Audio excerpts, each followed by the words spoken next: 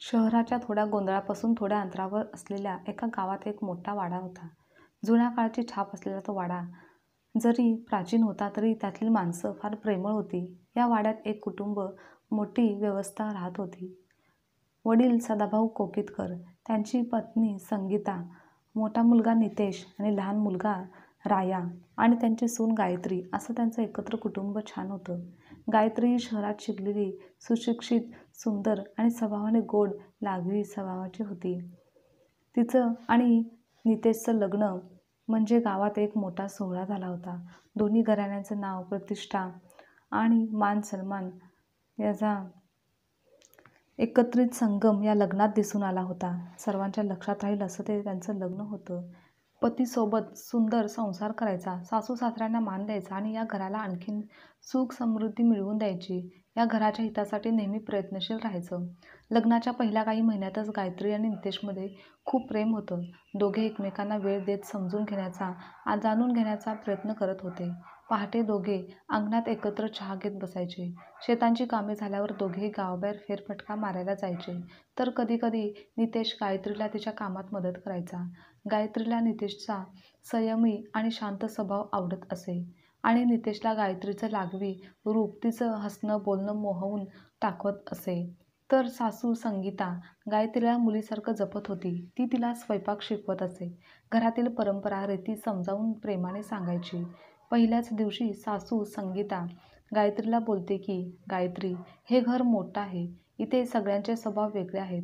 त्यामुळे थोडं त्यांच्या कलेनं घ्यावं लागतं. पण प्रेमाने, समजुतीने राहिलंच तर घरात कधीच वाद होणार नाही आणि हे घर नेहमी हसतं खेळतं राहील.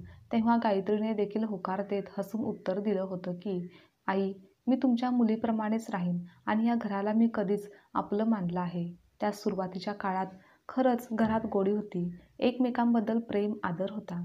सकाळी पक्ष्यांचा किलबिलाट, अंगणात फुलांचा सुगंध, दारात रांगोळी आणि रात्री कुटुंब एकत्र बसून गप्पा, असं सर्व काही अगदी छान चालू होतं. मात्र काळ बदलत गेला. वेळ पुढे जात गेली तसं हळूहळू छोट्या छोट्या गोष्टीवरून गैरसमजाची छटा नात्यांवर उमटायला लागली. राया, नितेशचा लहान भाऊ, हा शिक्षणासाठी शहरात असायचा. सुट्टीत घरी येत असे तेव्हा घरात एक वेगळंच वातावरण असायचं. राया स्वभावाने थोडा मोकळा, चपळ, हुशार होता. त्याच्या बोलण्यात शहराची झलक दिसायची. तो सर्वांसोबतच एकदम मन मोकळ्या मनाने बोलायचा, वागायचा आणि तसाच तो त्याच्या वहिनीसोबत देखील वागत होता.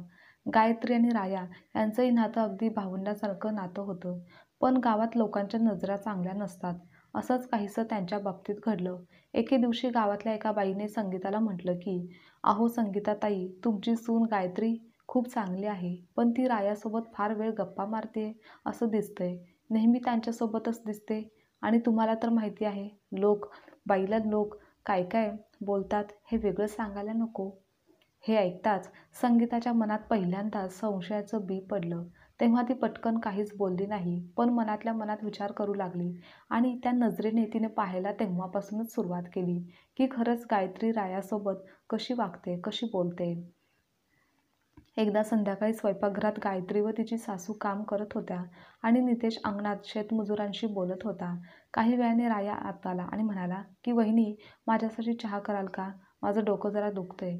गायत्री म्हणाली, हो, फक्त 2 मिनिट थांब, मी तुझ्या आवडीचा अद्रक चहा करते. तेव्हा हे सर्व संगीताने पाहिलं आणि ती पण काही बोलली नाही. पण मनात तिला वाटलं की, रायाला चहा पाहिजे होता तर तो आईलाही सांगता आलं असतं ना, की सगळं वहिनीच करणार का? आणि संगीताच्या मनात चुकीचे विचार तेव्हापासून येऊ लागले. मग त्याच रात्री संगीताने नितेशला सांगितलं की, नितेश, गायत्री आणि राया एकमेकांबरोबर खूप गप्पा मारतात. हे लोक पाहतात आणि मग ते काही पण बोलतात. तू जरा लक्ष घाल. नितेशला सुरुवातीला हे अगदी छोटं वाटलं. त्याकडे त्याने गांभीर्याने पाहिलंच नाही आणि तो म्हणाला की, आई, तू जरा जास्तच विचार करतेस. गायत्री आणि राया भाऊ बहिणीसारखे आहेत आणि लोकांचं काम असतं बोलणं. तू मनाला लावून घेऊ नकोस, चुकीचा काही विचार करू नकोस. पण आईच्या मनातील शंकेची ठिणगी मात्र भिजली नाही. नितेश शेताचं काम आणि गावातील जबाबदाऱ्या सांभाळत असे. गायत्री शिक्षित असल्यामुळे तिला देखील काहीतरी वेगळं करावंसं वाटायचं. स्वतःच्या शिक्षणाचा उपयोग व्हावा असं तिला नेहमीच वाटायचं. त्यासाठी तिने नितेशला अनेकदा सुचवलं की आपण गावात महिलांसाठी एखादं छोटंसं प्रशिक्षण केंद्र सुरू करूयात. मी स्वतः शिकवेन, त्यामुळे घरातील अतिरिक्त उत्पन्न येईल आणि गावातील महिलांना त्याचा फायदा होईल. त्यांच्या ज्ञानात भर पडेल. तेव्हा नितेश थोडा विचार करून म्हणायचा, गायत्री, मला तुझा विचार आवडतोय, पटतोय सुद्धा, पण गावातल्या लोकांना हे पटणं अवघड आहे. शिवाय घरातल्या लोकांना देखील सांगणं कठीणच आहे. तेव्हा मग गायत्रीने आपले स्वप्न मनातच दाबून टाकले. पण तिच्या मनात हळूहळू नाराजी वाढत गेली. तिला वाटायला लागलं की नितेश तिच्या स्वप्नांना कधीच पाठिंबा देणार नाही. तो तिच्या मनाचा विचार करत नाही. एका रात्री घरातील सगळ्यांनी जेवण नेहमीप्रमाणे एकत्र केलं होतं. पण राया बाहेरून उशिरा घरी आला. त्याला भूक लागली होती. तो आला तेव्हा गायत्री उठली आणि म्हणाली, राया, थांब, मी तुला जेवण गरम करून देते. तेवढ्यात सासू संगीता आली आणि म्हणाली, उशिरा येणाऱ्या माणसांसाठी तू उठून जेवण देण्याची गरज आहे का? हे बरोबर नाही. गायत्रीने शांतपणे उत्तर दिलं, आई, तो लांबून आला आहे. त्याला भूक लागली होती म्हणूनच मी जेवण देत होते. बाकी काही नाही. मात्र त्या साध्या वाक्यावरून मोठा वाद झाला. संगीता म्हणाली, तुझ्या लक्षात येत नाही का की गावात लोक काय काय बोलत असतात आणि तू सतत रायाच्या मागे का करतेस? तेव्हा नितेशलाही आईचं बोलणं पटायला लागलं. तो रागाने म्हणाला, गायत्री, तू या घरची सून आहेस. तुला जरा जपूनच वागायला हवं. घराचं नाव मान आहे हे लक्षात ठेवून वाग. हे ऐकून गायत्रीला मनोमनी धक्का बसला. तिने रडत उत्तर दिलं, मी काही चुकीचं करत नाहीये. तुम्हीच मला चुकीच्या नजरेने पाहता आहात. त्यात माझा काय दोष आहे? त्यानंतर त्या रात्री पहिल्यांदा गायत्री आणि नितेश एकमेकांशी बोलले नाहीत. घरातील शांतता जणू काहीतरी तुटल्यासारखं वाटत होती आणि गायत्री एकटीच कोपऱ्यात बसून विचार करत होती. तिला आपल्या संसाराच्या सुरुवातीचे दिवस आठवत होते. ते सुंदर दिवस, नितेशचं प्रेमळ नजर, त्याचं बोलणं, आईसारखी सासू संगीता आणि मनमोकळ्या गप्पा मारणारा राया. सर्वजण सर्व कसं एकत्र आनंदी होतं. पण आज मात्र ती एकटी पडली होती. मी काय चूक केली आहे? का माझ्यावर आरोप केले जात आहेत? तिच्या मनात प्रश्नांचा महापूर उसळला. पण उत्तर काही मिळत नव्हतं. तर तिकडे नितेशला देखील झोप काही लागत नव्हती. त्याच्या मनात आईचं बोलणं आणि गायत्रीचं रडणं यांचे मिश्रण होते. खरंच गायत्री काही चुकीचं करत असेल का? की मीच आईच्या बोलण्याला जास्त महत्त्व देतोय? असा प्रश्न त्याच्या मनात उपस्थित होत होता. त्या रात्री घरभर तणावाचं वातावरण पसरलं. सासू-सुनेतील ताण, पती-पत्नीमधील गैरसमज आणि गावातील कुजबूज सगळे एकत्र येऊन या घरावर जणू काही काळी सावलीच टाकत होतं. गायत्रीच्या डोळ्यातून अश्रू वाहत होते. आणि तिला हे समजत नव्हतं की तिच्या आयुष्यातील गोडी, कधी संसारातील आपलेपणा हे सर्व कसं काय हरवत चाललेलं आहे. गायत्रीने नितेशच्या संसारावर पहिल्या गैरसमजाच्या सावल्या पसरल्या होत्या. पहिल्या मोठ्या वादानंतर जरी दोघांनी एकमेकांशी बोलणं सुरू ठेवलं तरी त्यांच्या मनात एक अदृश्य भिंत उभी राहिली होती. घरातील इतर सदस्यांनाही हा तणाव जाणवू लागला होता आणि पुढच्या काही दिवसात गायत्री आणि नितेश एकमेकांशी बोलत होते, पण इतकं मनापासून नाही. गायत्री घरकाम करताना जरी हसत होती तरी तिच्या डोळ्यात एक खोल दुःख दडलेलं होतं. एका सकाळी नितेश अंगणात शेतमजुरांशी बोलत होता तेव्हा गायत्रीने त्याला चहा दिला, पण त्याने फारसं लक्ष दिलं नाही. मग गायत्री हळूच म्हणाली, नितेश, मला तुमच्याशी काहीतरी महत्त्वाचं बोलायचं आहे. तेव्हा नितेशने रागातच उत्तर दिलं, गायत्री, आता माझ्याकडे वेळ नाहीये. मला शेतात जायचं आहे. हे बोलणं गायत्रीच्या मनाला खोलवर लागलं. तेव्हा तिला आठवलं की पूर्वी नितेश तिच्याशी लहानसहान गोष्टींवर देखील गप्पा मारायचा, तिचं ऐकायचा, पण आता मात्र जणू तो मुद्दाम टाळतच होता. गावातल्या बायका आणि पुरुषांना दुसऱ्यांच्या संसारात डोकावण्याची सवयच होती आणि ते त्यांचं ते काम करत होते. एका दिवशी गायत्री बाजारात गेली तेव्हा काही बायका कानात कुजबुजत होत्या, बघ ना, गायत्री आपल्या दिरासोबत किती वेळ बोलत असते हो. हो ना, आणि नितेश तसाही थोडा साधाभोळा शेतकरी आहे, त्याला काही कळणार नाही. हे ऐकून गायत्रीच्या डोळ्यात पाणी आलं. तिनं काहीच न बोलता घराकडे धाव घेतली. पण हीच कुजबूज संगीताच्या कानावर पडली. त्या रात्री संगीताने नितेशला बोलावलं आणि म्हणाली, नितेश, आता मला हे घर हातातून निसटल्यासारखं वाटतंय. गावात लोक आता बोलायला लागले आहेत. राया आणि गायत्रीचे नाव एकत्र घेत आहेत. तेव्हा नितेश हादरला, आई, असं काही नाहीये. गायत्री तशी नाहीये. मला माहिती आहे ती कशी आहे ते. मग संगीताही थोडी हळवी झाली. मला पण तसंच वाटतं, पण लोक बोलतात तेव्हा आपल्याला देखील विचार करावा लागतो. तुझ्या बापाचं नाव आहे गावात, ते मलिन होऊ नये असं इतकंच म्हणायचं आहे. गायत्री शिक्षित असल्यामुळे तिला काहीतरी वेगळं करायचं होतं. तिने नितेशशी पुन्हा एकदा बोलण्याचा प्रयत्न केला. नितेश, मी पुन्हा सांगते, गावातल्या महिलांसाठी छोटंसं प्रशिक्षण केंद्र सुरू करूयात. मी त्यांना शिकवत जाईन. त्यातून थोडे स्वतःचं उत्पन्न मिळेल. पण नितेश चिडूनच उत्तर दिलं, हे बघ, आता नवे प्रयोग करण्याची ही वेळ नाहीये. आधीच शेतमालाला नफा मिळणार नाही, कमी आहे. त्यात आपण असं प्रयोग केले तर लोक काय म्हणतील? हे ऐकून गायत्रीचा आवाज थरथरला. लोक लोक नेहमी लोक काय म्हणतील हाच विचार करतोस तू. मी काय म्हणते ते महत्त्वाचं नाही का? नितेश रागाने म्हणाला. हे बघ गायत्री, मी हे घर सांभाळतोय. लोक काय म्हणतील हा विचार केला नाही तर घर मोडायला वेळ लागणार नाही.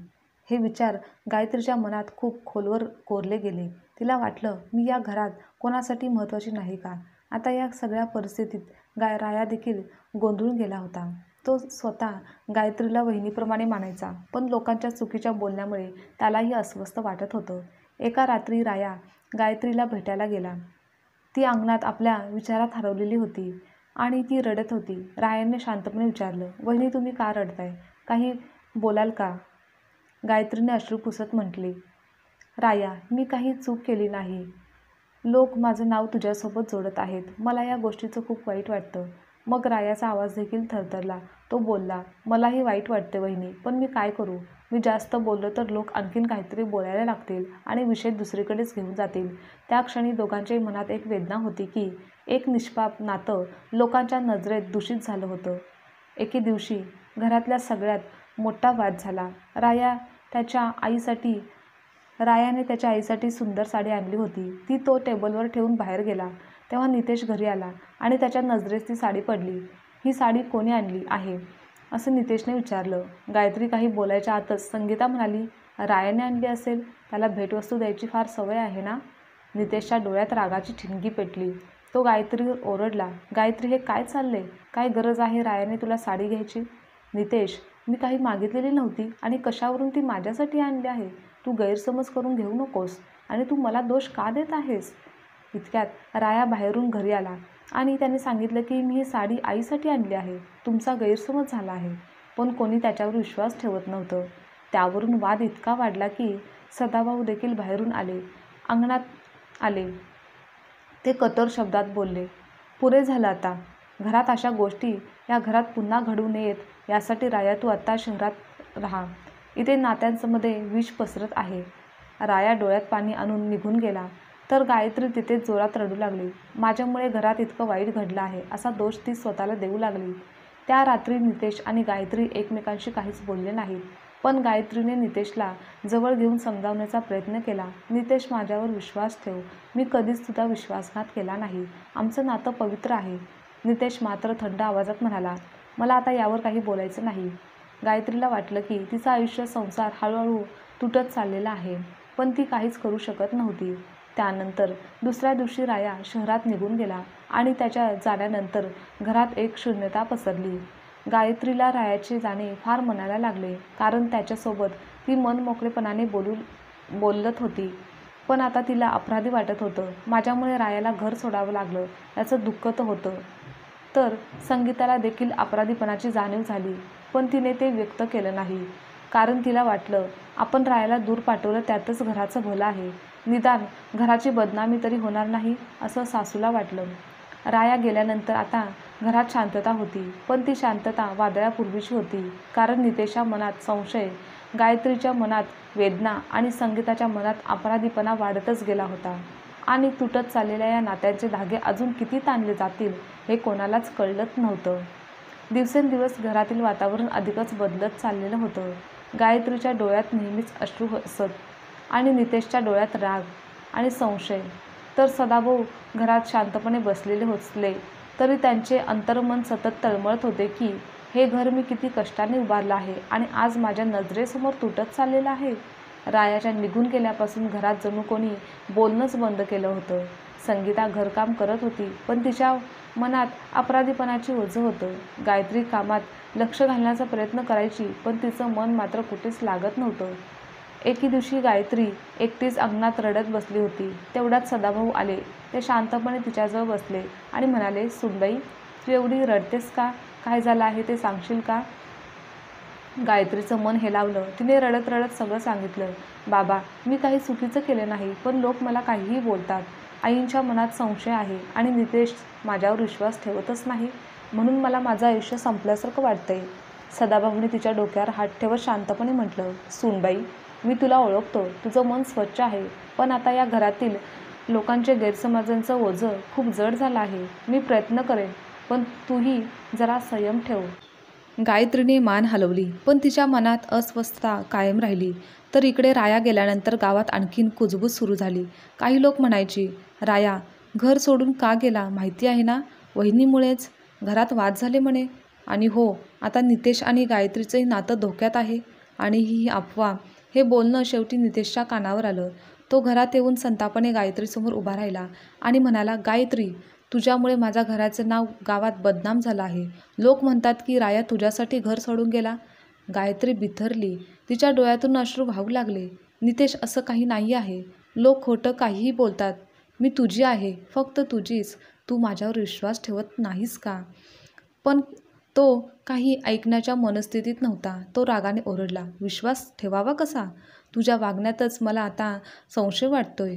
हे ऐकून गायत्री कोसळली. तिला आता स्पष्ट समजलं की नितेशच्या मनातील प्रेम संपलं आहे. त्या रात्री ती अंथरुणात झोपताना खूप रडत राहिली. आणि त्याच रात्री संगीता शांतपणे गायत्रीजवळ आली आणि म्हणाली, गायत्री, मला माहिती आहे की तू चुकीचं नाहीस, पण गावातील लोकांचं बोलणं थांबवणं माझ्या हातात नाही. या सर्वांमुळे माझंही मन तुटतंय, पण मी काही करू शकत नाही. गायत्री डोळ्यात पाणी आणून म्हणाली, आई, तुम्हीच जर वेळीच माझ्यावर विश्वास ठेवला असता तर आज ही वेळच आली नसती. तुम्ही माझा आधार व्हायला हवं होतं, पण तुम्हीच मला दोष दिलात. संगीता अपराधीपणाने रडू लागली. त्या क्षणी दोघींच्या डोळ्यातून वेदना वाहत होत्या, पण त्यांचं नातं पुन्हा जुळेल का हे कोणालाच ठाऊक नव्हतं. आणि दिवसेंदिवस परिस्थिती वाईट होत गेली. नितेश आता गायत्रीशी फारसं बोलत नसे. घरात सगळं शांत असलं तरी त्या शांततेत वादळ दडलेलं होतं. एके दिवशी गायत्रीने विचारलं, आपण शांत बसून बोलू शकतो का? मला हे गैरसमज दूर करायचे आहेत. नितेशने थंड आवाजात उत्तर दिलं, नाही गायत्री, आता उशीर झाला आहे. हे नातं माझ्यासाठी संपलं आहे. हे वाक्य गायत्रीच्या हृदयाला खंजिरासारखं भोसकलं. तिला क्षणभर श्वास अडकला असं झालं. मग त्या रात्री तिने आपल्या मनाशी ठरवलं, आता मी या घरात राहू शकत नाही. मला माझा सन्मान जपण्यासाठी हे घर सोडावं लागेल. दुसऱ्या दिवशी सकाळी सदाभाऊंनी नितेशला बोलावलं. नितेश, तुला काय झालं आहे? तू आपल्या बायकोवर एवढा संशय का घेतोयस? गायत्रीसारखी बायको मिळणं कठीण आहे. जर ती निघून गेली तर तुझं आयुष्य उद्ध्वस्त होईल. तेव्हा नितेश हताशपणे म्हणाला, बाबा, मी तिच्यावर प्रेम केलं होतं, पण तिचं आणि रायाचं नातं गावात बदनाम झालंय. मी हे पचवू शकत नाही. तेव्हा सदाभाऊ कठोर आवाजात म्हणाले, लोक बोलतात म्हणून तू आपल्या संसाराला उद्ध्वस्त करणार आहेस का? लोकांचं बोलणं आपल्याला थांबवता येत नाही, पण आपण आपल्या कुटुंबाला वाचवू शकतो. नितेश तेव्हा शांत बसला, पण त्याच्या मनात संशय कमी झालेला नव्हता. आणि त्या घरात रात्री शेवटचा मोठा वाद झाला. गायत्री बॅग पॅक करत होती. तिला पाहून नितेश आश्चर्यचकित झाला. गायत्री, कुठे जात आहेस? गायत्रीने उत्तर दिलं, मी इथून निघून जातेय.